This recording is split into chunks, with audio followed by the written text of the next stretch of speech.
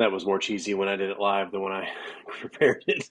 Sorry about that. Anyways, Jay Cottrell here. Just wanted to give you a quick update on the month of August and the sales data in our area. So, since our normal monthly update is not going to be till next week, I wanted to just go ahead and get some of this information out there to you.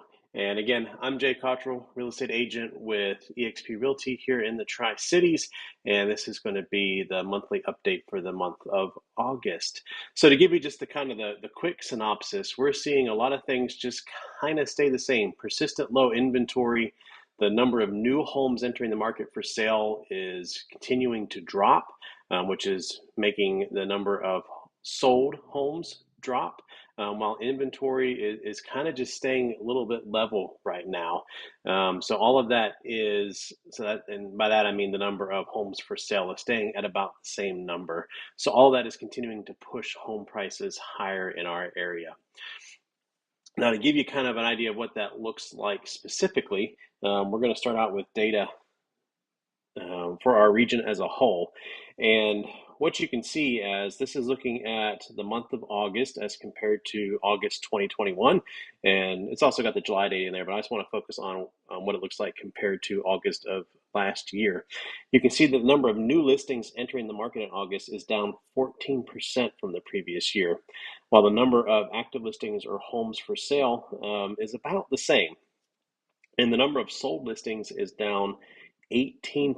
So as you can see, really the thing that's holding sales back is the lack of new homes hitting the market for sale.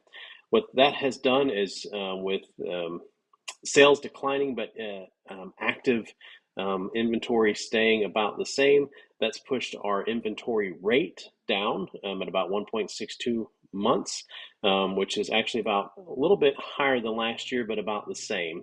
What has all that done to our median sales price? Well, it's pushed it up almost 16%. So again, like I said, we are seeing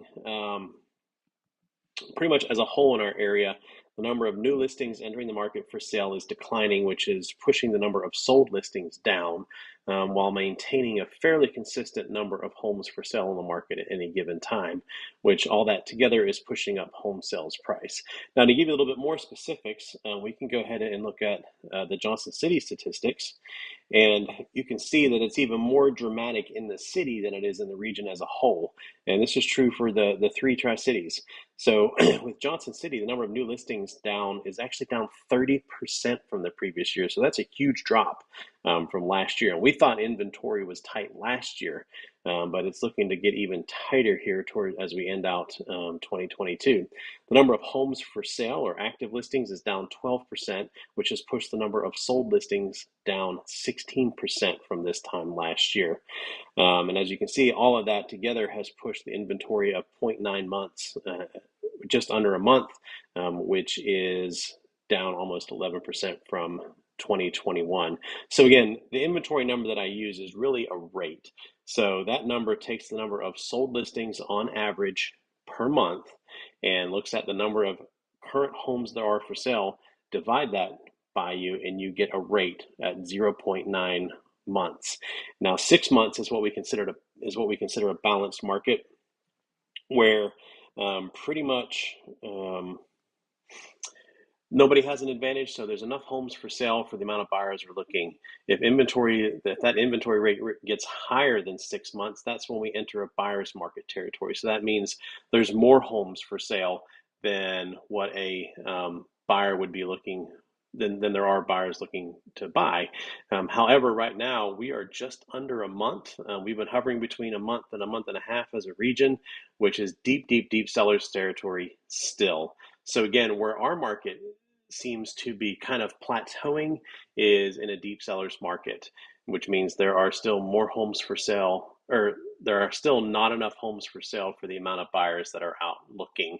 There are fewer buyers, but that's not really pushing our inventory levels up much. And again, for even more specifics, we can go ahead and take a look at Kingsport.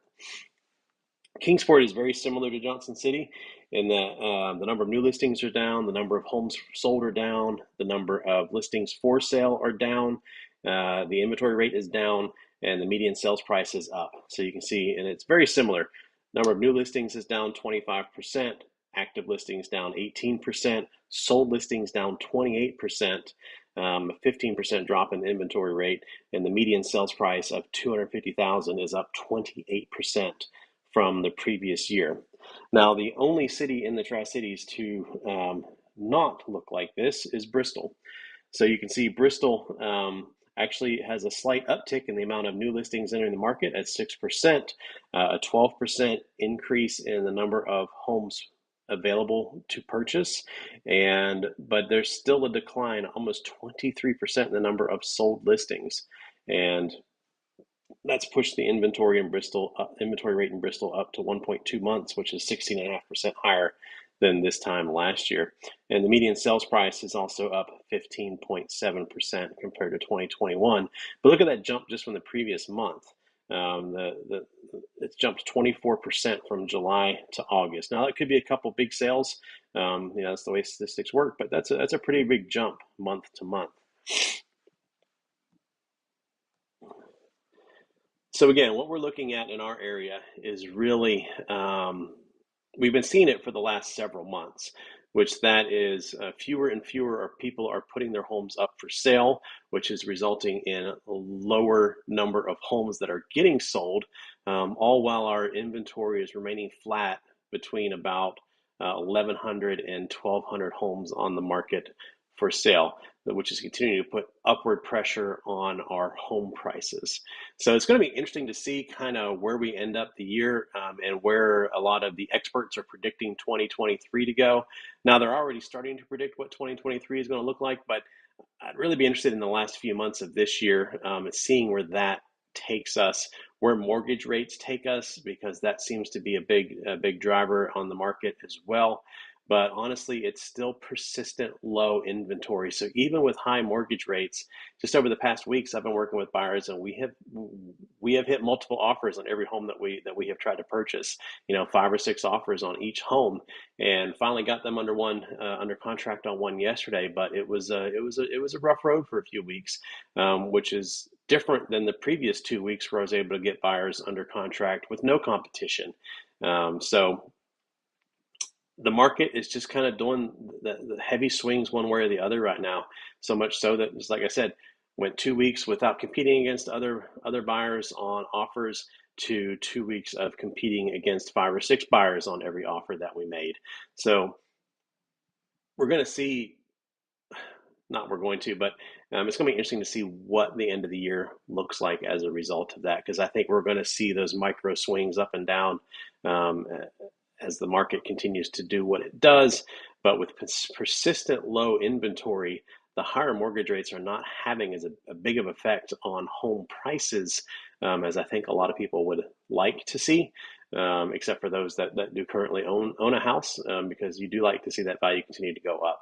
Anyways, I hope that information was helpful. If you have any more specific information, either about your neighborhood and maybe your home, I'll be glad to send you some free market information on that.